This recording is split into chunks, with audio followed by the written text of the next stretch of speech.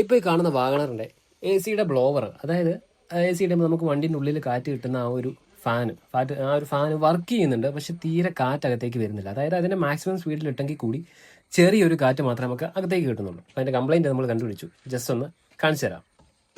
ഈ ഒരു ഭാഗത്താണ് കേട്ടോ അതിൻ്റെ ആ കൂളിംഗ് കോയിൽ ഇരിക്കുന്നത്. കൂളിംഗ് കോയിൽ എന്ന് പറഞ്ഞാൽ AC-ക്ക് തണുപ്പ് തരുന്ന ആ ഒരു സംഭവം. അപ്പോൾ ആ ഒരു കൂളിംഗ് കോയിലിൻ്റെ അവസ്ഥ കണ്ടോ, ഫുള്ള് എന്തൊക്കെ ഇലയും പൊടിയും കാര്യങ്ങളൊക്കെ കയറി ഫുള്ള് കൂളിംഗ് കോയിൽ ബ്ലോക്ക് ആയിട്ടിരിക്കുകയാണ്. കണ്ടോ, ഫുള്ള് എന്തൊക്കെയോ കാര്യങ്ങളുണ്ട് അതിൻ്റെ ഉള്ളിൽ.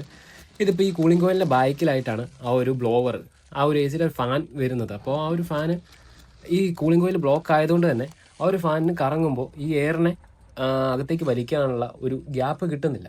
അപ്പോൾ അതുകൊണ്ടിട്ടാണ് നമുക്ക് കാറ്റ് പുറത്തേക്ക് അധികം കിട്ടാത്തത്.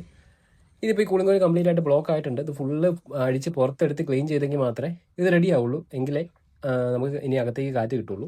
അപ്പോൾ ഇത് മാത്രമല്ല, ആദ്യം കുറച്ചെടുത്ത് ഞാൻ പുറത്ത് വെച്ചിട്ടുണ്ട്. അതും കൂടെ ജസ്റ്റ് ഞാൻ കാണിച്ചു തരാം. അപ്പോൾ ഇതാണ് എനിക്ക് ആദ്യം ഇതിൻ്റെ ഉള്ളിൽ നിന്ന് കിട്ടിയത്. ഇതിപ്പോൾ സംഭവം എന്താണെന്ന് ഏറെക്കുറെ എല്ലാവർക്കും മനസ്സിലായിട്ടുണ്ടാവും. ഇത് നമ്മുടെ എലിസാറിൻ്റെ കലാപരിപാടികളാണ്. അതായത് എലിസാറിന് ഇതിൻ്റെ ഉള്ളിൽ താമസിക്കാൻ വേണ്ടിയിട്ടുള്ളൊരു അറ്റ്മോസ്ഫിയർ പുള്ളിക്കാരൻ നൈസായിട്ട് ഉണ്ടാക്കിയെടുക്കുകയായിരുന്നു. അപ്പോഴേക്കും നമ്മളതെല്ലാം നശിപ്പിച്ചു, എല്ലാം എടുത്ത് കളഞ്ഞു. അപ്പോൾ ഇതാണ് സംഭവം.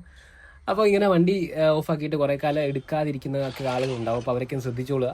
എലിസാർ നല്ല രീതിയിലുള്ള പണി തരും. അപ്പോൾ ഇങ്ങനെയുള്ള അനുഭവങ്ങളൊക്കെ ഉള്ളവർ ജസ്റ്റ് ഒന്ന് കമൻറ്റ് ചെയ്യുക. അപ്പോൾ ഓക്കെ, ബൈ.